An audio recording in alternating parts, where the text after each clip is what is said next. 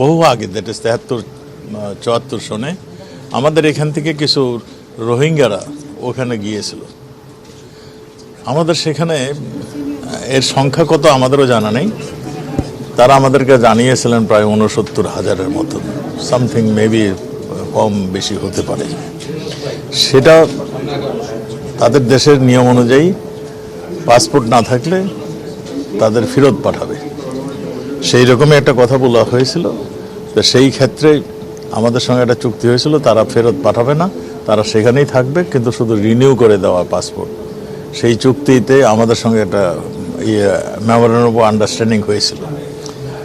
আমরা সেটা মানে কোনোখানে আমরা স্লো যাচ্ছি কেন কিংবা আমাদের কোনো অসুবিধা আছে কিনা সেইটা দেখার জন্য তেনা আসছিলেন। তারা প্রস্তাব করেছে দুই দেশের বন্দি বিনিময় চুক্তির কথা তারা প্রস্তাব করেছে।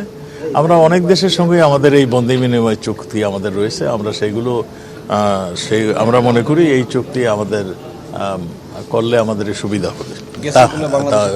এখন তারা কিন্তু ফেরত পাঠাবে না কেউ, তারা ওই দেশে নাগরিকত্ব দিবে না, কিন্তু কিভাবে থাকবে তাদের কিছু ডকুমেন্ট প্রয়োজন, সেই জন্যই তারা আমাদেরকে সেই অনুরোধটা করেছিলেন। আমরা গত বছর সেইটা সাইন করেছিলাম চুক্তিতে। আমাদের সেইখানে আমাদের কোনো অসুবিধা হচ্ছে কিনা কিংবা কোনো রকম কোনোখানে লোফল আছে কিনা সেইটাই আমাদের সঙ্গে সরাসরি কথা বলার জন্য সেটা আসছিলেন। তাদেরকে না না আমরা তারা তো বাংলাদেশে পাসপোর্ট নিয়ে গিয়েছে, কাজে শুধু আমরা রিনিউয়াল করে দিব, আর অন্য কিছু নয়। সেক্ষেত্রে তাদের ন্যাশনালিটিটা হবে রোহিঙ্গা হিসাবে, কিন্তু তাদের জন্মস্থান ওইগুলি সবগুলি পাসপোর্টে যেভাবে আছে সেভাবেই থাকবে। তাদের ওখানে পাসপোর্টটা এখন আমার সামনে নয়, পাসপোর্টটা থাকলে আপনারা বুঝতে পারতেন, এখন তো আমি দেখাইতে পারিনি। Thank you.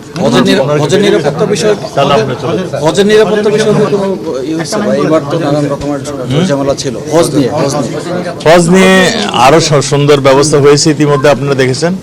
আমাদের দেশে ইমিগ্রেশন সিস্টেম এখানে চালু হয়ে গিয়েছে। এইখানে ইমিগ্রেশন করে আর ওখানে আর মুহূর্তের জন্য অপেক্ষা করতে হয় না, আর গাড়িতে উঠে যায়। এবং রোড টু মক্কা বলে আরেকটা সিস্টেম চালু করেছেন তারা, যে তাদের লাগেজ, হজযাত্রীদের লাগেজগুলো এখানেই জমা দিয়ে দিবেন। তাদের নির্দিষ্ট যেখানে তাদের হোটেল কিংবা বাসস্থানের ব্যবস্থা হয়েছে সেইখানে তারা চলে যাবে লাগেজ।